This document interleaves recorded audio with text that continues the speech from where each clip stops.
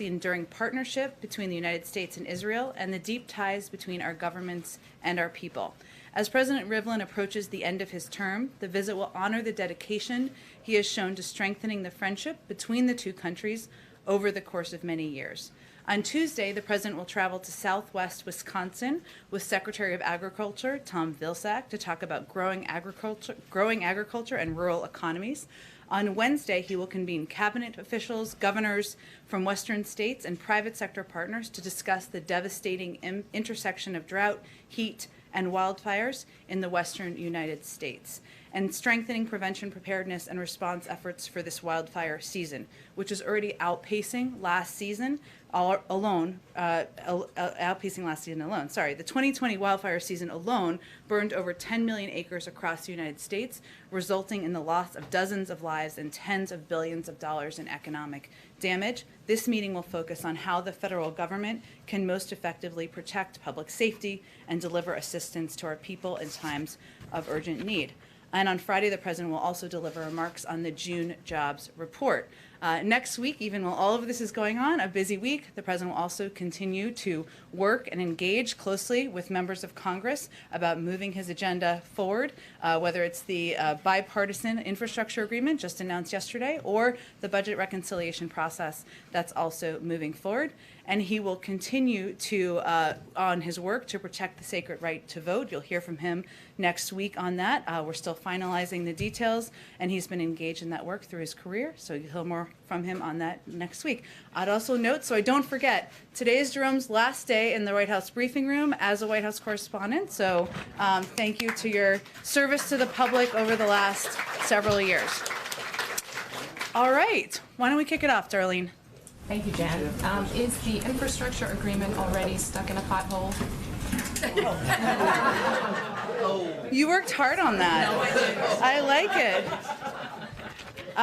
Absolutely not, in our view. The President is continuing to, as he said yesterday, there's work ahead. There's no question about that. But yesterday was a significant moment when you saw Democrats and Republicans and the President of the United States stand outside together and say, we've come to agreement to work toward passing a historic investment in infrastructure, one that would have, I just have this handy chart up here, I thought someone might ask about this, would have key components that would help communities across the country. And I talked with him about this morning, what he was most excited about, what he's going to continue, what his message is going to be as he continues to advocate for this bill moving forward. One is the significant economic impact. It's going to help create millions of good-paying union jobs. It will also have a huge impact on low-income communities, on communities of color. It will eliminate lead pipes to stop kids from drinking poison water. Flint, Michigan should not be so far away that we don't remember the impact on that community. This is a part of this package will help prevent that from ever happening again. It includes the single largest investment in environmental remediation in history. What does that mean? A lot of people at home don't know what that means, so I'm going to explain it. And it's 100% of what he asked for. It means cleaning up pollution in communities that have disproportionately borne the brunt of environmental pollution. It also means capping wells where big oil companies left wells uncapped with methane pouring out.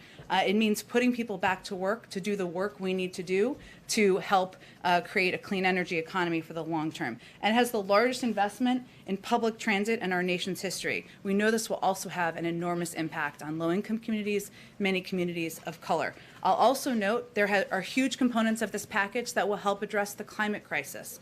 One is the first time we've ever invested, in a network of EV charging stations across the country. So electric vehicles, I don't currently own one, maybe I will in the future, who knows? It will make it easier, there will be more charging stations so people can use them across the country. It will have the largest investment in history in a clean energy transmission grid, something that will also help us take a huge step forward. And this bill also will help us, and this is a piece he talked about yesterday, but he's particularly excited about, make us more competitive in the world. And a specific example there is making sure we are building our battery industry here in the United States to compete globally. So that's the case he's making. He's going to continue to make. There's no question there's work ahead, and he's ready to roll up his sleeves and work like hell to get it done. But we're hearing from the Hill from a lot of senators that unhappiness over the president's decision to want to do both these packages at the same time, the pairing, moving them in tandem. when senators agreed to this deal, was the White House upfront with them that this was the way the president wanted to proceed?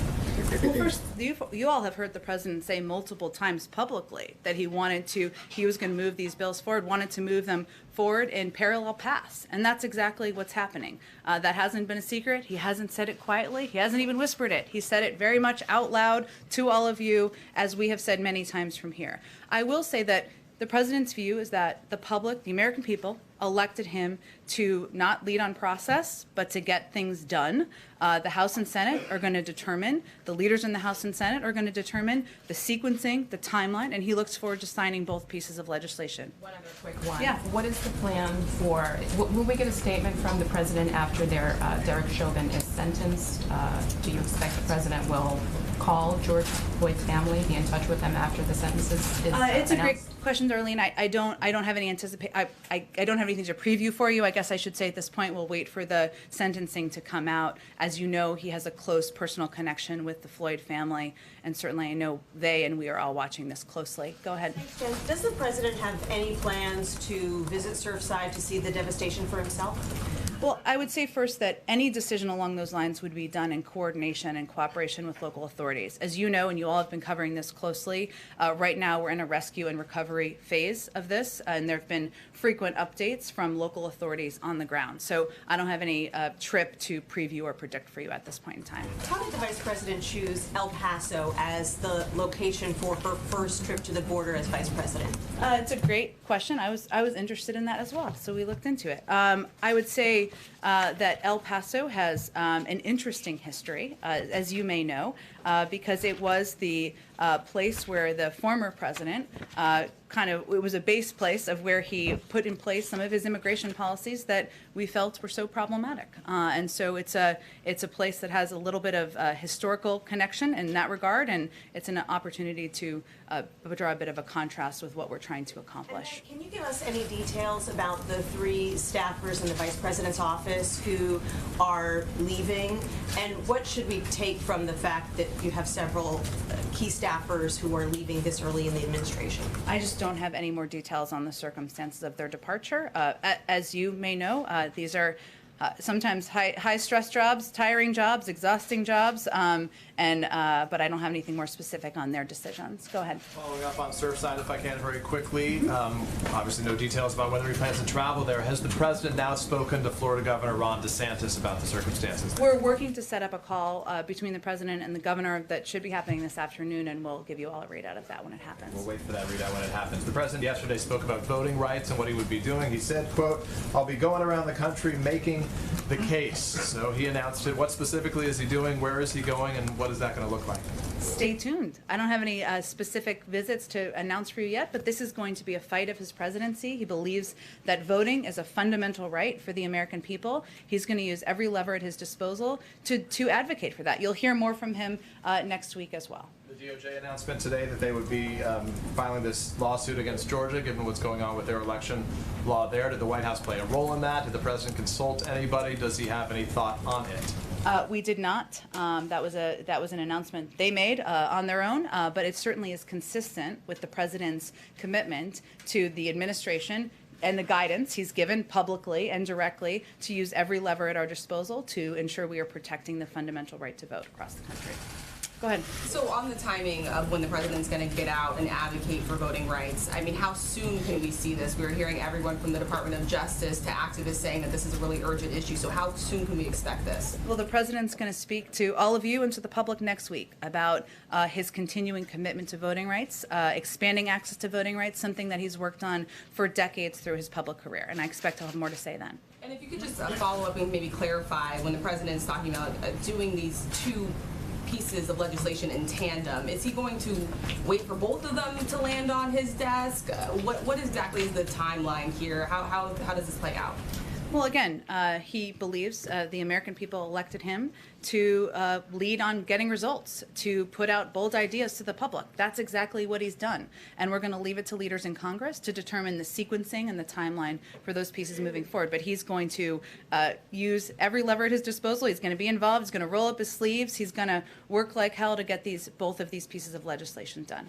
What does that really look like? Because he says that he's if one doesn't come to him, he's not going to sign the other. So is he going to wait for both of them to land on his desk before signing the bipartisan package, waiting for the reconciliation package to come through? He fully expects, hopes, plans to sign both into law, and he will leave it to leaders in Congress to determine the timeline and the sequencing. Go ahead. So just to follow up both on that and Darlene's question, the issue Republicans seem to be having is on that specific issue. I won't sign it if the other one isn't on my desk. And I think that's what has them frazzled, perhaps would be the word right now, an eloquent one.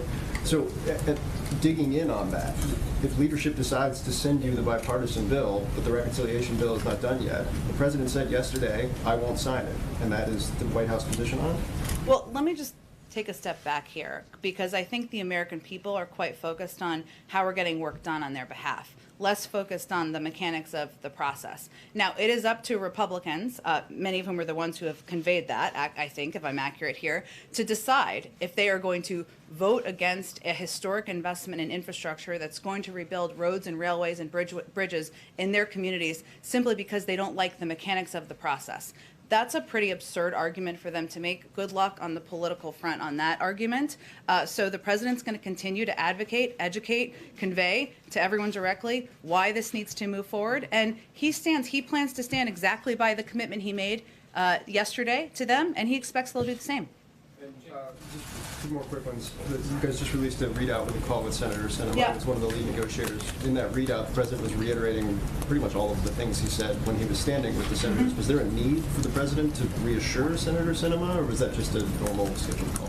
I think it's just a reflection of the president's commitment to stay very engaged. Yesterday was not the end. I know none of you thought that, but just to be clear, there's work ahead. Senator Sinema was an important leader and partner on this effort to get this bipartisan bill passed. He also reiterated in that call his desire and his commitment and interest in getting a reconciliation bill passed that has a lot of his key priorities, whether it's extending the child tax credit, making universal pre-K a reality, or community college a reality for kids across the country. So it's ongoing engagement. He's looking forward to signing both bills into law. Go ahead. Are Republicans expected to be so enamored with the idea of sending perhaps billions of dollars into the hinterland that they're going to be willing, you need 5 more Republicans obviously, that they're going to be willing to accept this 2-track approach and sort of look the other way when the express train comes through on the reconciliation idea? Are they, you're sounding as though you expect at least 5 more Republicans to be so enamored with the idea of sending out these billions of dollars to the constituencies, if you will. Sure. Well, that's exactly what they're doing. This bill would, again, be a historic investment in our nation's infrastructure, the largest investment in public transit in history, the largest in since the founding of Amtrak. And as I've noted, it would expand broadband access. That's not exactly a partisan issue. It would rebuild roads and railways and bridges in people's communities, including Republicans. So, yes, we fully expect the American people support this. We fully expect and hope we'll have the votes to get it forward. At least 5. Well, 5 stood there yesterday and announced their support for it. And it is now the job of the Democratic caucus and the Republican caucus to go back and make the case to their other colleagues. Exactly. Go ahead. Thank you, Jen. House Budget Committee Chairman John Yarmuth said he doesn't think it's realistic to fully pay for this broader reconciliation package that contains some of the president's other domestic priorities that you just laid out. Senator Manchin also said he doesn't think the country can take on that much more debt. So does the White House still believe that both the infrastructure compromise and this other reconciliation package need to be fully paid for?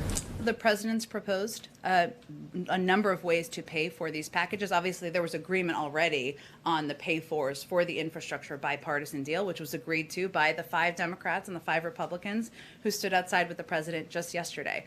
And the president also believes that raising the corporate rate back to where it was the first year of the George W. Bush administration, asking individuals, the top 1% of Americans, to pay more, to pay for these historic investments, to pay for an extension of the child tax credit, to make sure kids have access to universal pre-K, is something that we should do because it's the right policy. It will also, it's also going to help move our country forward. Question on Afghanistan. Can the president declare a true end to the war if the U.S. is planning to keep 650 troops in the country to provide diplomatic security, as well as several several hundred additional troops to maintain security at the Kabul airport?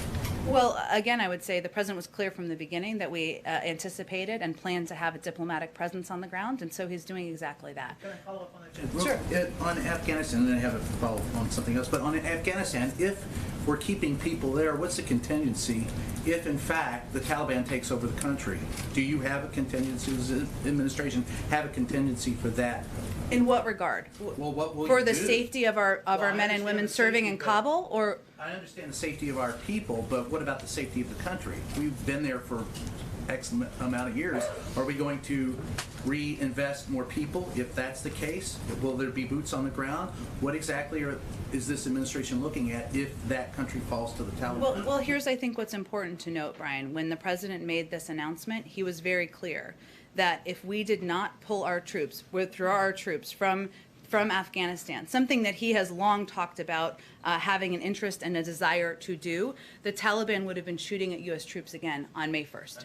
That's a decision he had to make as president. So the withdrawal deadline negotiated, because of the withdrawal deadline negotiated, I should say, by the prior administration. So his fundamental belief is that after 20 years, it's time to bring our troops home. We're doing that in a timely and orderly fashion, led by the Department of Defense. And we had to make sure we were taking steps. If we had left our troops there, they would be in harm's way. That was a step we had to take. And so if the Taliban takes over, what would we do?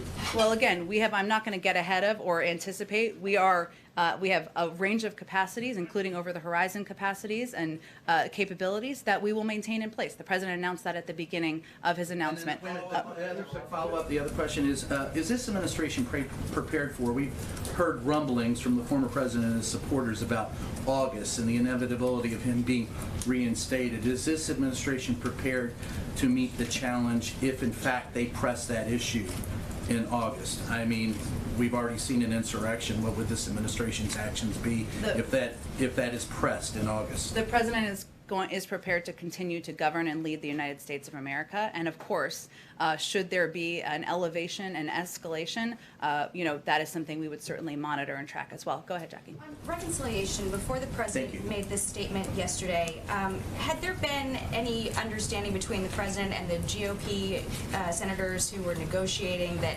these two deals would come in tandem? Had the Republican senators expressed an understanding to the president that that would happen? Well, Jackie, I think the point I was trying to make earlier is that it's something the president stated publicly many times, and certainly he was consistent with that case made privately, as were our negotiating team, that he anticipated these initiatives would move forward on a dual track. And I would also note that when we say budget reconciliation, and just to make it like in human speak, what we're talking about here is a budget process that includes the American Families Plan, which is the president's idea he proposed. I don't think anyone expects that he was going to walk away from his own proposals.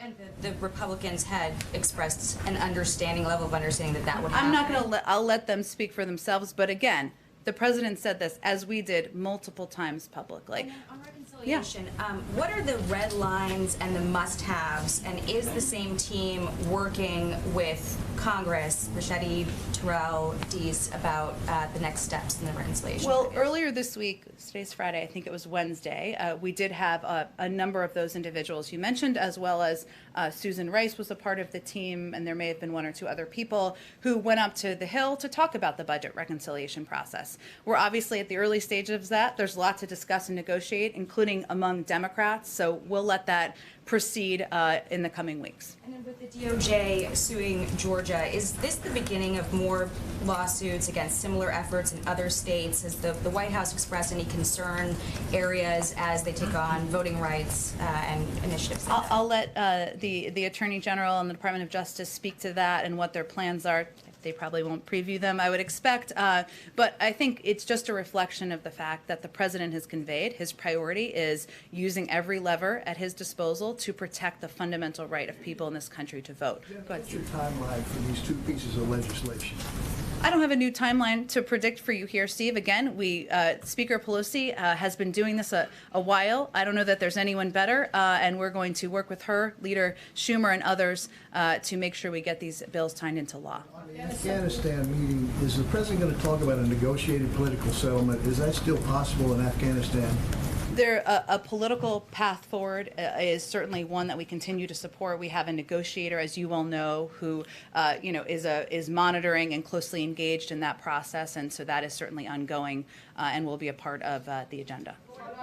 Go ahead. Thank you. On Afghanistan, in terms of SIV applicants, Sure. The president said yesterday this would be a topic in the meeting today. Yeah. Can you provide clarity on what neutral locations these applicants will be moved towards? And then also, will that withdrawal include those who have already fled Afghanistan because of a fear of retaliation to places like Jordan or Egypt? Yeah, so let me give you information on where we are, and it's unfortunately not going to answer every single question. Some of this we're not going to be able to outline for security reasons. But we have identified a group of SIV applicants, special immigrant visa applicants, who have served as interpreters and translators, as well as other at-risk categories who have assisted us. They will be relocated to a location outside of Afghanistan before we complete our military drawdown by September. In order to complete the visa application process. So they will do it from another location. The additional details of that, I'm just not going to be able to speak to from here. Did you say a number, though, on I don't have a number to outline for you, and it's unlikely we will, because we are going to, those are the categories that we are prioritizing. I'd also note that these are individuals who are already in the SIV pipeline, and so we'd undertake any relocation in full compliance with U.S. law. And just a follow-up. I know I've asked about this a good amount, but from my colleagues as well. We reported yesterday that the administration would lift Title 42 in a phased approach this summer. Does this summer look likely? And here's a new addition to that question. What will be the administration's plan once that policy is lifted? Will it be centered on deterrence? Will it be prioritizing restoring the asylum system? Well, first I would say on the second part that of course we want to restore the asylum system and we want to make it more operational. We want to make it more humane, and there's a lot of work we need to do after the disaster of the last 4 years on this front. In terms of the timeline of Title 42, I know I keep saying this to you, and I apologize, it's the same answer, but that is a decision that will be made by the CDC. I have nothing to preview for you in terms of the timeline. Go ahead, Karen. Go ahead. Jen, Georgia Governor Brian Kemp today accused the president and his allies of weaponizing the Justice Department to undermine election integrity. What's the White House reaction to that? I would say if you have such a fear of making it easier and more accessible for people to vote, then I would ask you what you're so afraid of. Does the White House see the Justice Department as its only real way of going on offense against some of these sweeping efforts across the country to implement voting restrictions, that as opposed to legislation right now? No, we don't. That's a good question. I mean, it is an area where, of course, the Attorney General and some of the as you know, Kristen Clark, Vanita Gupta, some of the highest ranking officials in the Justice Department the president nominated and pushed for their confirmation have long records of advocacy, effectiveness, and work on these issues. So he certainly entrusts them with the work they're going to continue to do on this front. We are going to continue to fight for, battle for, work toward federal legislation. I know it does not seem easy at this time. Hard things, we do hard things. That's what we do here. But we're also going to continue to engage, and this is as it relates to an earlier question, with local activists, with local legislators. You've seen the vice president do a bit of this, engage with and work with them. We're going to fight this fight on many fronts, and certainly not the role that the Attorney General and the Justice Department may decide to take is one, but there are a number of other ways the president, the vice president, and our administration will be continuing to fight for voting rights. Go ahead right in the middle. Today, on the anniversary of Shelby versus Holder, you have over 25 buses coming in between today and tomorrow on these freedom rides being led by Black Voters Matter. Has anyone from the administration spoken with them? I know that they're going to be holding a news conference later on today, but have you reached out to them? That's a great question. I'll have to talk to our outreach team and some other senior members of the team to see if they have been engaged directly with them. I don't know if they may. When it comes to the president trying to lower crime rate in the midst of this spike, there have been many reports showing that adding more money to police departments does not necessarily correlate with lowering crime. Why did the president decide to do that, or instead of attaching it within the order to having the police departments have some type of system where they have to do something in order to receive that type of money? Well, first I would say that the president, and we saw some positive steps forward just yesterday on police reform in the negotiations. That's certainly a positive step. The president believes we need to do both.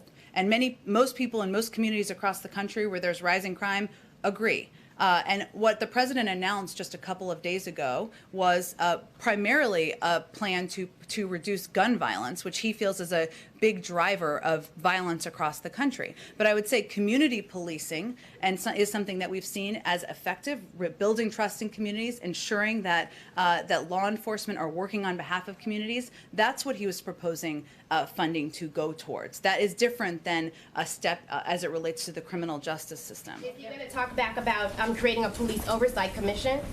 Well, I think a number of activists have conveyed that that is not their preference for the path forward. They want to see this legislation move forward. We've seen some progress on that front, so that's where we're going to put the basket. We're going to put our eggs. Go ahead in the middle. Yeah. Now that Vice President Harris is visiting the border as we speak, when will President Biden visit? I don't have anything to predict for you or preview for you. As the president has said, the vice president said back in March she'd be open to visiting the border, and if it's constructive and moves the ball forward for the president to visit it, I'm sure he may. But we come with a bunch of people, as you all know. On voting rights, I just want to be clear. Are you saying that the White House had no contact with the Justice Department about this decision to move forward in Georgia? Is the Justice Department completely independent on this? No, I'm not. It's a priority to the president. And yes, of course, we are allowed to know. But it is. I was not meaning to convey that. But it is a decision made by the Justice Department to move forward. But clearly, a priority of the president to take action wherever we can in government to make it more accessible to vote for people across the country. Go ahead. Jen, let me go to her first, and I'll go to you. Thanks, Jen. When you talk about engaging at the state level voting rights, what does that look like? Aside from travel, how will the administration be scrutinizing new laws going into place? Well, you saw the Department of Justice take an action today. That's an example. But you've also seen the vice president meet with legislators and work and talk with them about the path forward and how we can work together to fight back against efforts to suppress the vote across the country. So those are two examples, but also engaging with activists. I will say there are a lot of people in this building who know a lot about how to engage, educate, empower people to know what their rights are. We want to work with states and local authorities to do exactly that, but the president will be talking about this more next week. Does the administration believe that's making a difference in Republican-controlled state legislatures? We'll have to see. Go ahead. President of Angola, President João Lourenço, was at the United Nations this week, and his main goal there, or his main focus, was to advocate to end the armed embargo that is going on in the Central African Republic. And President Lourenço is now the acting president of the International Conference on the Great Lake region. So he knows the area. He has done a lot of work to bring peace and security in this region. That's why he advocates strongly to end the embargo. But the United States wants to continue the embargo. Do you know what is the main reason, or what is the interest of the United States to keep the embargo on the Central African Republic? I'd really point you to our UN ambassador, Linda Thomas Greenfield, or the State Department for that question. Go ahead. I just have one. I think we have to move on. Go ahead. Is there any situation in which the president would sign the bipartisan infrastructure deal without an accompanying reconciliation bill? The president fully expects and plans to sign both pieces of legislation into law. Okay. The end of the Supreme Court term is next week. Does the president or the White House expect any retirements, and what would the message from the president be to a justice who might be thinking about hanging out the rope? It's a decision for them to make as an individual, and he would support whatever decision they make. Go ahead. President Biden met with financial regulators earlier this week. I'm wondering if there's any discussion about buy now, pay later companies, so like Klarna, Affirm, Afterpay. These are becoming very popular in the U.S. in retail transactions, and Europe recently made moves a few months back to regulate them. Is there anything you can tell me about that? You know, we provided a readout of the meeting and what the focus of the meeting which was to provide an update on the state of the financial markets, to talk about how they can work to make credit more accessible. I just don't have anything more to read out for you. You could certainly reach out to any of the regulators if they want to speak about anything they raised, but I don't have more of a readout from here. No discussion from the White House on that. I would point you to the regulators. I don't have any more to read out from here. Go ahead. Jen, the president is meeting shortly with President Ghani and Chairman Abdullah. They met yesterday with the Senate's minority leader, and after that meeting, he called for a reversal of course by this administration to avoid a Taliban takeover of Afghanistan, contending that'll give rise to renewed terrorism threats to the U.S. homeland. What is your response to Senator McConnell on that? I would first say it's important to take a step back and remember what we inherited. One, the lowest number of U.S. and partner forces in Afghanistan since the early days of the war. Two, an agreement between the United States and the Taliban to draw down all U.S. troops by May 1st, just 3 months after Inauguration Day, a very short timeline. And three, a military stalemate between the Taliban and Afghan forces. That's the hand we were dealt. The president made a decision, which is consistent with his view, that this was not a winnable war.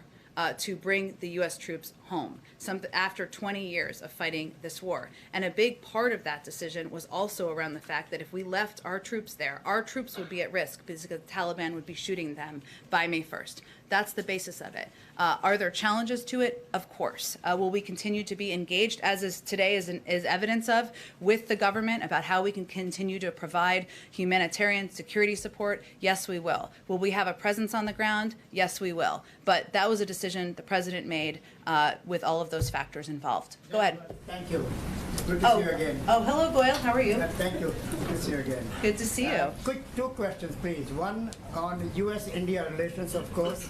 Prime Minister Modi has spoken with President Biden a number of times. And have they, at the level of moving forward U.S.-India relations now between the two of them, and as far as the vaccine is concerned, and where do we stand?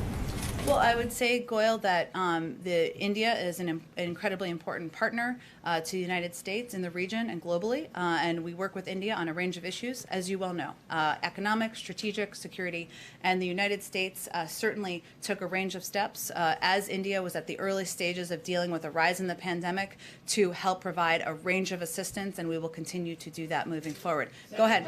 I'm sorry, Goyle, we're going to run out of time, so I just want to get to as many people as possible. Go ahead. Sure. Texas Governor Greg Abbott released a statement saying that he would have preferred the vice president went to the Del Rio sector or the Rio Grande area. Any response to that? And secondly, was there any communication between the vice president's office that you can tell us about with the governor's office about a potential meeting? A meeting with the governor? Between the vice president and the governor. I am happy to check with them and see if there was, or if that was ever a part of the plans, and I'll get back to you on that. To his criticism about where she went today.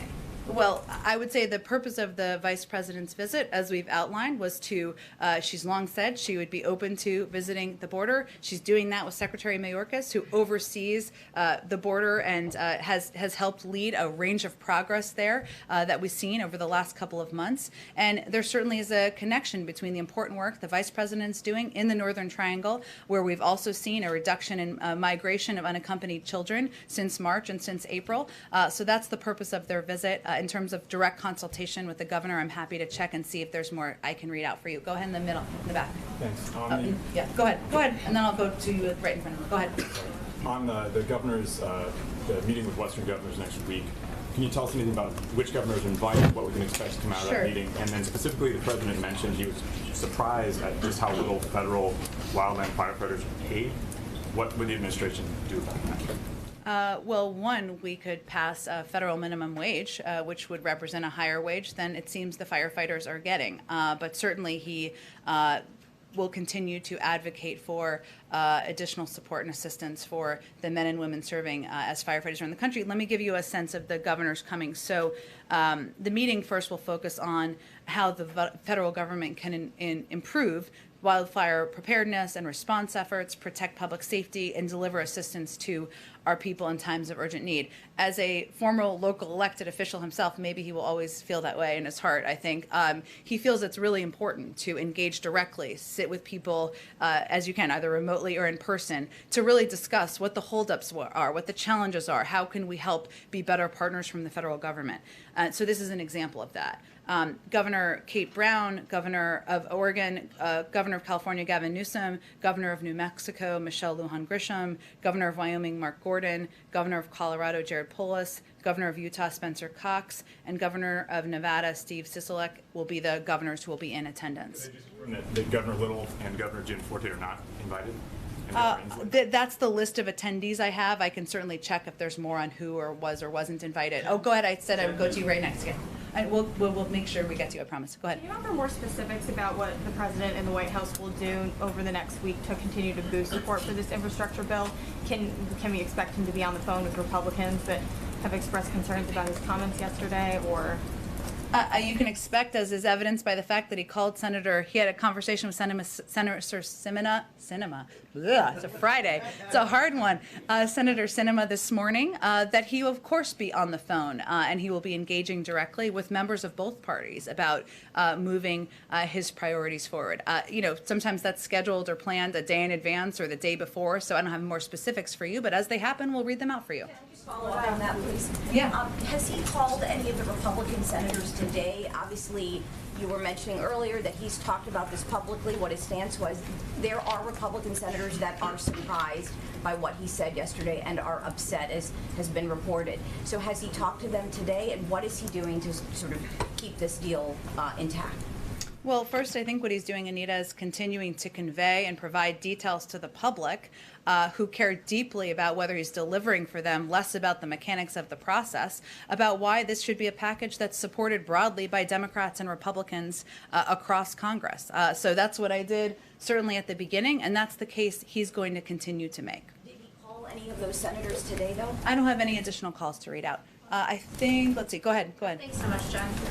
First, just following up on an earlier question. Sure.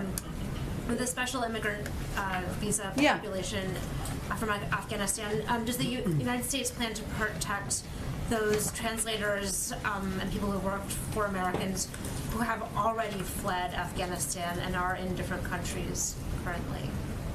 Well, there are individuals who are already in the SIV pipeline. I suppose some of them might not be. I can certainly might not be still there. I can certainly check and see if they've already departed Afghanistan, how that would apply. And then I have another question about the manatee population in Florida.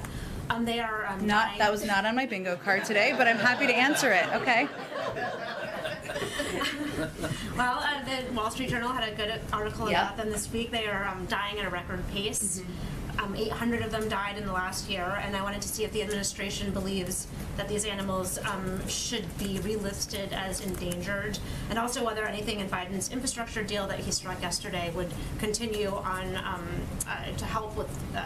Part of the problem is that the Florida waters are not clean, Yeah. and it's sort of hurting their habitat. Yeah, I will say, in all seriousness, I mean, certainly it's an important question, an important issue. I don't want the pro-manatee people to not think I feel that. But I will say that, yes, there are components of his package. I mean, a part of this package, a big part of this package is a down payment on climate resilience, on ensuring that we are cleaning up some of the polluted areas in our country, something that is impacting a lot of communities proportionally more than others. So that is, I would have to check and sort of what that means for the Florida coast, I think you said, specifically there. In terms of relisting them, it's a great question. I just have to talk to the folks who would be more specific about that. Go ahead. Thank you. Nazira Karimi, Afghan journalist. Many Afghan protesters outside the White House, they are waiting and they have a high expectation from today's two presidents meeting. Do you have any message for them? Because as soon as I leave here, I'll go to see them and get their opinion. Well, I would say that the meeting today is an opportunity to convey from the president that we have an ongoing commitment. We are committed to supporting the Afghan people and the Afghan National Defense and Security Forces, even as we continue to undertake a security transition. The president is also going to emphasize during this meeting the need for unity, cohesion, and for the Afghan government to focus on the key challenges Afghanistan faces. And so, as you noted, we'll welcome both President Ghani and Chairman Abdullah, and one of the most important messages he will stress is that they need to have a united front as Afghanistan continues to address security and other challenges. And finally, he will emphasize our continuing diplomatic support for the peace process and for all Afghan parties to engage in good faith and that process. So the bottom line that you can convey is that he's going to discuss our enduring United States support, including through security assistance to the Afghan National Defense and Security Forces, development and humanitarian assistance to support the Afghan people, and diplomatic diplomatic engagement in support of peace. Oh, thank you guys. I'm sorry. You've got to gather. Oh, I'm sorry, Chris.